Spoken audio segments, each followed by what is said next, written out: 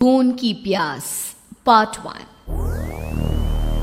काली अमावस की रात थी और रात के गहरे सन्नाटे को चीरते हुए एक औरत के चीखने की आवाजें पूरे जंगल के शांत माहौल को दहशत से भर रही थी। वो औरत इस तरह से चिल्ला रही थी जैसे किसी ने उसके बदन पर खौलता हुआ पानी डाल दिया हो। रात को अपने खेतों में पानी देने के लिए आया हुआ हरिया किसान अभी तक इन आवाजों को सुन नहीं पाया था, क्योंकि उसके बेटे किशन ने उसे नया नया मोबाइल फोन जो लाकर दिया था शहर से, और बस उसी मोबाइल फोन में ईयरफोन लगाकर वो कोई पुराना गाना सुनने में मग्न था। लेकिन जैसे ही गाना खत्म हुआ, उस औरत की चीखने की आवाज हरिया किसान के कानों से टकराई। हरिया का दोस्त रामू भी खेत में ही घाट पर गहरी नींद में खर्राटे मार रहा था। रात के उस सन्नाटे में औरत की चीखने की आवाज सुनकर ठंड के मौसम में भी हरिया किसान के माथे से पसीना टपकने लगा।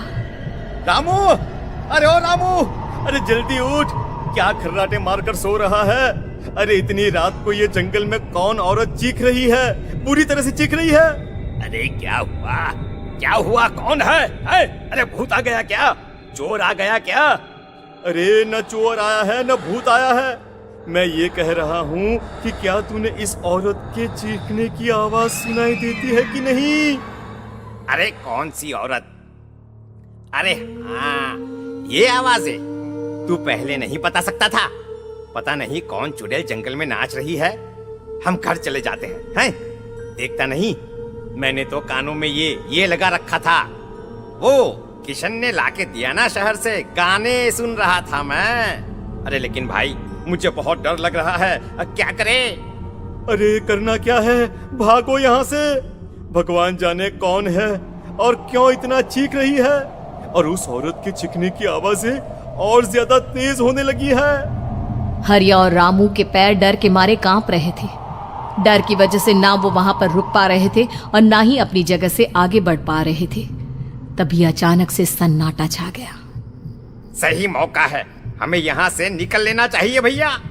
रामू और हरिया अपना गमछा उठाकर दबे पैरों जंगल के रास्ते से गांव की तरफ चलने लगे। गांव की ओर जाने वाला ये एक ही रास्ता था और आवाज भी उसी तरफ से आ रही थी। लेकिन अभी 2 मिनट पहले वो आवाज पूरी तरह बंद हो चुकी थी और जंगल में पहले जैसा सन्नाटा पसर चुका था। तभी अचानक से पेड़ों में किसी के चलने की सरसराहट रामू और हरिया को सुनाई दी। क्या तुमने कोई आवाज सुनी? हाँ यार, ऐसा लग रहा है कोई इस तरफ ही आ रहा है। और तभी अचानक सामने पेड़ से एक साया रामू और हरिया के सामने उल्टा आकर लटक गया। ये देखकर रामू और हरिया की चीख निकल गई। वो दोनों डर के मारे बेहोश हो गए। वो साया जमीन पर आकर खड़ा हुआ। उसने रामू और हरिया के बालों को पकड़कर खींचना शुरू कर दिया। अब तुम गांव वालों में से कोई जिंदा नहीं बचेगा। मैं तुम सबको ले जाकर उस गड्ढे के नीचे दफन कर दूंगी। सबकी जान ले लूंगी। मैं किसी को नहीं छोड़ूंगी। अगली सुबह रामू की पत्नी कमला हरिया के घर आई और उसने हरिया की पत्नी सुमन से अपने पति के बारे में पूछा। सुमन, कल रात को ये तुम्हारे ही पति के साथ गए थे खेत पर, अभी तक लौट कर नहीं आए हैं। हाँ बहन, मैं भी वही सोचकर परेशान हूँ। मेरे पति भी अभी तक खेत से लौट कर नहीं आए। भगवान जाने क्या बात है, दोपहर होने आई है। अब तक तो उन दोनों को लौट कर आ जाना चाहिए था। क्या करे, कैसे पता करे कि वो दोनों कहाँ हैं? मेरा बेटा भी शहर गया हुआ है, वरना उसी को भेज देते खेत पर। बहन, मुझे लगता है कि हम दोनों को वहाँ जाकर अपने पतियों को ढूंढना चाहिए। ठीक कहती हो तुम, चलो मैं तुम्हारे साथ चलती हूँ। और वो दोनों जंगल के रास्ते खेत की तरफ आगे बढ़ती हैं। वहां जाकर देखती है कि हरिया और रामू आग जलाकर आग के ऊपर कुछ पकाकर खा रहे थे। आप यहाँ पार्टी बना रहे हैं और वहाँ घर पर हमारी जान सुखी जा रही थी कि कहीं कुछ हो तो नहीं गया? मुझे कुछ नहीं हो सकता। मैं कभी नहीं मर सकता, समझे तो? अरे तबीयत तो ठीक है। ये किस तरह की आवाज में बात कर रहे हैं आप? कुछ हुआ है क्या? कुछ नहीं हुआ। बस जोरों की भूख लग रही थी, इसलिए खाना बनाकर खा रहे थे। अच्छा, इतनी बदबू आ रही है, ऐसा क्या बनाकर खा रहे हैं आप? जरा हमें भी तो बताइए। अरे भाभी, क्यों परेशान हो रही हैं? मांस पकाकर खा रहे हैं। एक जंगली जानवर कल रात को खेत में आ गया था। हम दोनों ने उसे मार दिया और बस उसी का मांस पक रहा है। आप भी खाइए ना, बहुत बहुत ही स्वादिष्ट है। दिमाग खराब हो गया है क्या आप दोनों का? आप दोनों मांस कब से खाने लगे, और वो भी जंगली जानवर का?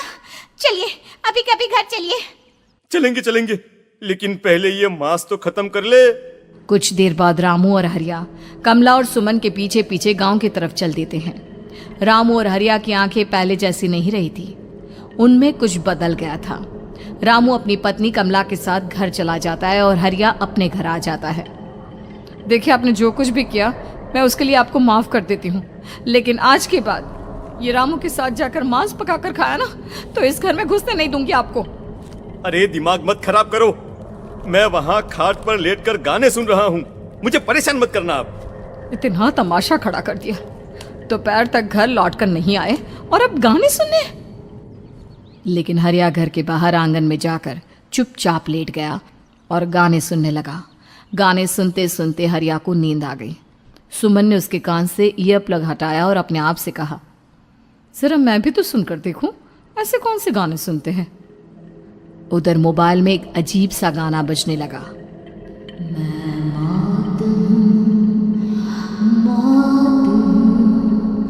मौत जो पसरी है चारों, जो आएगी कहीं से निगल जाएगी सबको। मैं मौत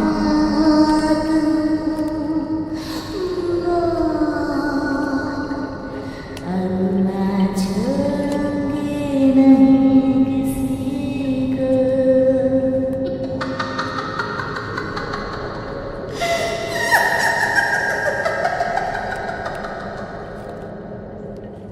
सुमन ने घबराकर मोबाइल फोन दूर रख दिया। वो बुरी तरह से डर गई थी।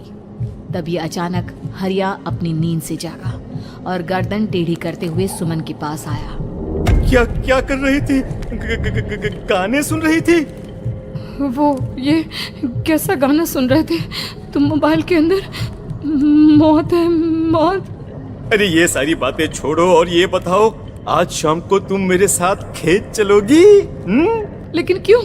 और तुम इस तरह से क्यों बात कर रहे हो? अपनी गर्दन सीधी रखकर बात करो ना। वो मेरी गर्दन में सोते सोते थोड़ा दर्द हो गया है। मेरे साथ आज खेत चलो ना। तुम्हारे साथ पूरी रात रहना चाहता हूँ। कैसी बात कर रहे हैं दिन दहाड़े? जरा भी शर्म नहीं आती क्या? अरे इसमें शर्माने वाली क्या बात है? तुम पत्नी हो मेरी। पूरी रात खेत पर रहता हूँ। मुझे भी तो तुम्हारे पास आने का हक है कि नहीं? अच्छा ठीक है, चलती हूँ आपके साथ खेत पर, लेकिन फिर उस रामू को मत बुलाना। अरे कैसी बातें कर रही हो? अगर तुम मेरे पास होगी तो मैं किसी को नहीं बुलाऊंगा, सिर्फ तुम और मैं और रात का सन्नाटा। शाम के वक्त हरिया सुमन को अपने साथ खेत पर ले जाता है। आसमान में चांद पूरी तरह से चमक रहा था। हरिया ने अपने खेत में बनी हुई छोटी सी झोंपड़ी के अंदर सुमन को अपने पास बिठा लिया और उसके बालों में हाथ फिराते हुए कहा, कितनी खूबसूरत हो तुम, बहुत सुंदर लग रही हो। एक चांद से भी ज्यादा सुंदर लग रही हो। ऐसी बातें मत करिए ना, मुझे शर्म आती है। अपनी आंखें खोलकर जरा मेरी तरफ तो देखो। अरे देखो तो सही। सुमन ने शर्माते हुए जैसे ही अपनी आंखें खोली, उसके होश उड़ गए। हरिया के बड़े बड़े दांत निकल आए थे और वो पूरी तरह से एक जानवर की तरह नजर आ रहा था। कौन हो तुम मेरे पति नहीं हो। कौन हो तुम? मुझे जाने दो। लेकिन हरिया ने सुमन के हाथ को कसकर पकड़ लिया। उसके नुकीले नाखूनों की वजह से सुमन के हाथ से खून बहने लगा था। बहुत दर्द हो रहा है, मुझे जाने दो। कौन हो तुम? क्या करना चाहते हो? वही जो एक आदमी एक औरत के साथ करना चाहता है, और उसके बाद मैं तुम्हें वहीं ले जाऊंगा जहां पर तुम्हारा पति है। क्या मतलब? क्या कहना चाहते हो? कहाँ है मेरा पति? जंगल के बीचों बीच उबलते हुए पानी के तालाब में वहीं है तुम्हारा पति। चलो चलो, मैं तुम्हें उससे मिलवा देता हूँ, लेकिन उससे पहले तुम्हें मेरी प्यास बुझानी होगी। और इतना कहकर हरिया सुमन के ऊपर जानवरों की तरह टूट पड़ता है। आखिर कौन था वो जानवर, और क्या सुमन उसके शिकंजे से बचकर निकल पाई? जानने के लिए देखिए इस कहानी का अगला भाग।